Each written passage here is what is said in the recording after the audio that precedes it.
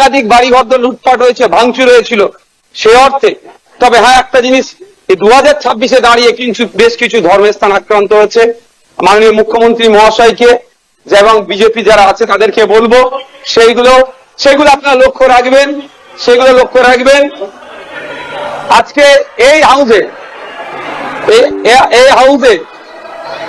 হাউসে যে কথা চালাচালি হচ্ছে, আমি বসে বসে ফিল করছিলাম সময় গিয়েছে আমাদের বক্তব্য, বিরোধীদের বক্তব্য শাসকের পছন্দ হয়নি, চিৎকার করে বন্ধ করে দেওয়া হয়েছে।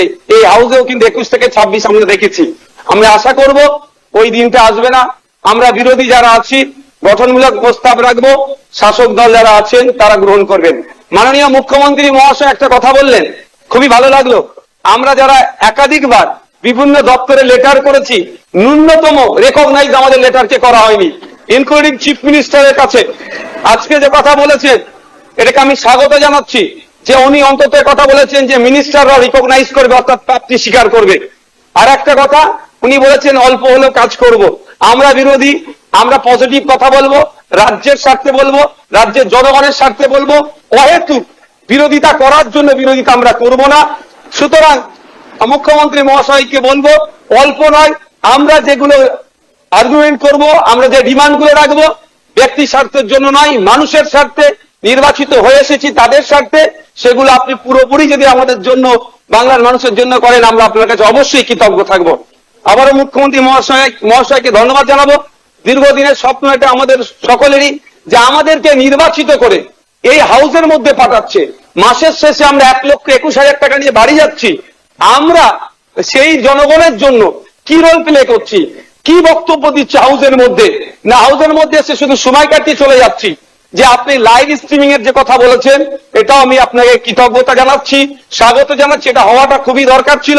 বাংলার মানুষ অন্তত আগামী নির্বাচনগুলোতে কাদের জনপ্রতিনিধি হিসাবে কাদেরকে চুজ করবে, কেমন মানুষকে পাঠানো দরকার, তারা যেখানে বাংলার আইন তৈরি হচ্ছে আগামী 5 বছর বাংলার শিক্ষা, স্বাস্থ্য, কর্মসংস্থান থেকে শুরু করে কৃষকের রুজি রুটির প্রশ্নে, প্যারা টিচার থেকে শুরু করে বিভিন্ন ক্ষেত্রে সমকাজের সমবেতন নিয়ে, এক কথায় আগামী 5 বছর বাংলা কিভাবে চলবে, বাংলার মানুষের স্বার্থে কি আইন তৈরি হচ্ছে, আইন পজিটিভ, একটু ছোট করুন।